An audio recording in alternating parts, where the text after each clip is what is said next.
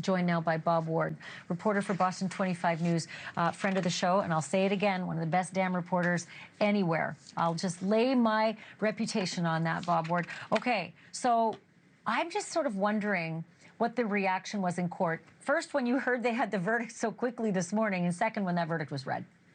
Well, the first part about it was the biggest secret in the courthouse that the verdict was actually reached, because it was about 15 minutes, maybe half an hour before, we were all sitting in that courtroom waiting, and all of a sudden we saw the court reporter, one of the sheriffs go into the back, a clerk go into the back where the judge was. So there was movement in the courtroom, and then slowly the defense attorneys were called in, then the prosecutors were called in, but nobody would say anything. So we didn't know if it was a verdict or a question, and there weren't a lot of people in the courtroom at the time.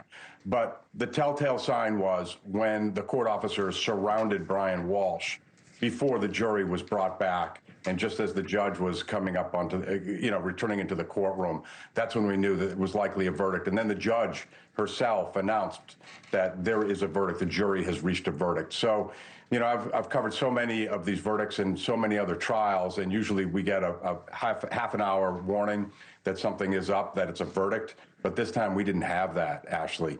And as for the actual moment when it came in, it seemed like it was business as usual. The jury walked in. None of the jurors, as I've been noticing for days, none of them looked at Brian Walshe when they entered the courtroom.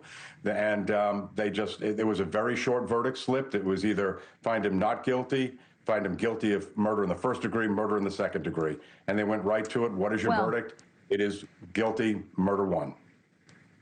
I'll tell you what, I watched as he walked out of the courtroom, and gone was that super smug look that he had the day that he was arrested and the day that he was perp walked. I remember him just, sneering almost at the press that was rolling. And let's roll some of that video if we have it. I just remember thinking, you just wait, fella. Look at this. I remember thinking, you just wait for trial date, because I don't think you're going to have that smirk on your face after we found out all those awful Google searches. There it is, January 9th, 2023. Ooh, those were the days. Hey, Brian Walshe. So, quick question for you. The kids and his mom and Anna's mom, were parents there, grandparents? Where are the kids? What's the story going forward? Yeah, we don't know where the kids are. The last I heard, and it was a while back, the kids were at Brian Walshe's mother's house. She was taking care of the kids.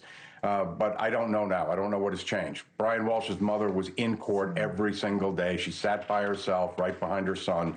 They would look at each other constantly, on the way in and the way out, not during the actual trial itself.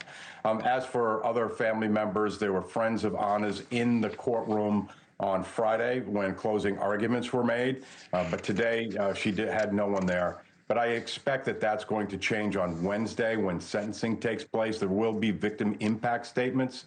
I don't know if Anna's mother is in Boston. I heard she might be. And we'll be looking for that to see if any of Anna's direct relatives. She has a sister in Canada. Her mother lives in Serbia. So there are no direct relatives that we know of in the area. But we do know that she had a tight circle of friends and supporters, and they were there for closing arguments, and we expect that we will see some of them on Wednesday for sentencing. I hope they speak up for her. That's her justice, and she deserves to have someone speak on her behalf. I say it all the time. I think you're so great at what you do, Bob Ward. Thank you for doing this tonight. Look forward to hearing the rest of the story on Wednesday. Thank you, Ashleigh. Thank you for watching. Subscribe below and download our NewsNation app right now on your phone, and you will get fact-based, unbiased news for all Americans.